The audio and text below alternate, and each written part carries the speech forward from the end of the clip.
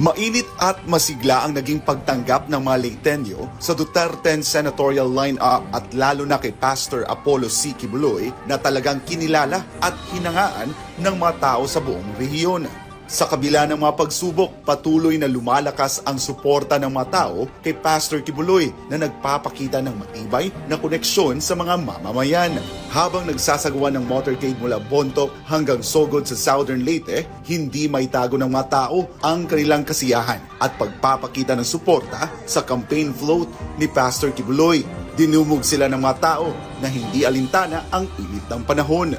Ang simpleng motorcade na ito ay naging simbolo ng hindi matitinag na koneksyon at ang lakas ng kampanya ni Pastor Quiboloy na hindi lang nakabatay sa kanyang mga salita, kundi pati na rin sa mga gawa at serbisyo sa nakaraan. Ayon sa tagapagsalita ni Pastor Quiboloy na si Attorney Israelito Torion, malinaw na mas minamahal ngayon ng taong bayan ang buting pastor dahil unti-unti nang nauunawaan ng marami ang katotohanan sa likod ng mga paratang laban sa kanya.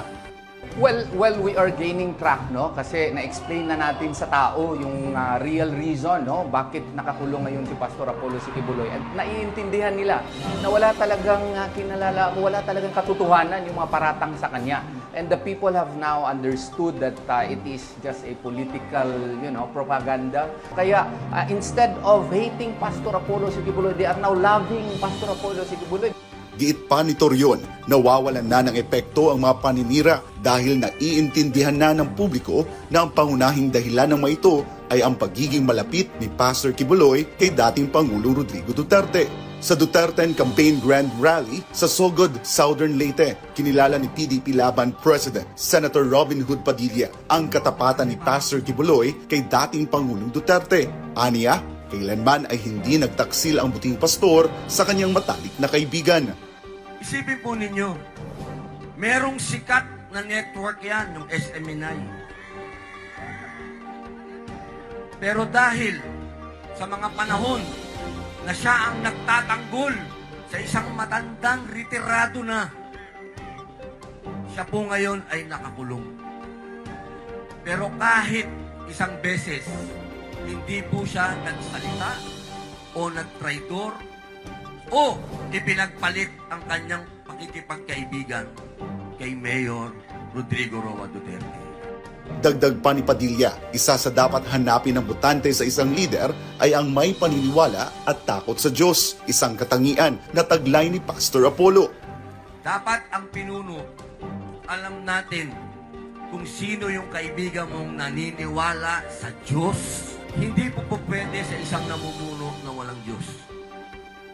Hindi po pwede. Kahit sa isang republika, hindi po pwede ang walang Diyos.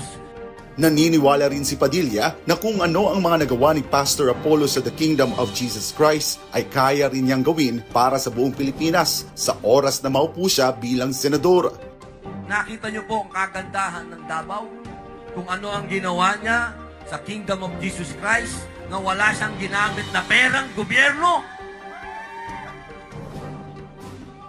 Magagawa po niya ang mga imposible kung bibigyan niyo po siya ng pagkakataon.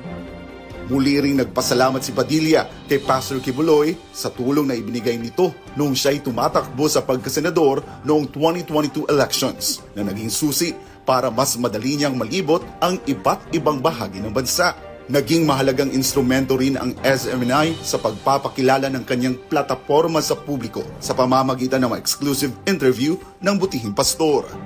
Kaya mga mahal kong kababayan, kumakatok po ko sa inyong puso kasama ang ating mahal na dating Pangulong Rodrigo Roa Duterte na sana po bigyan natin ng pagkakataon si Pastor Quiboloy na maging senador.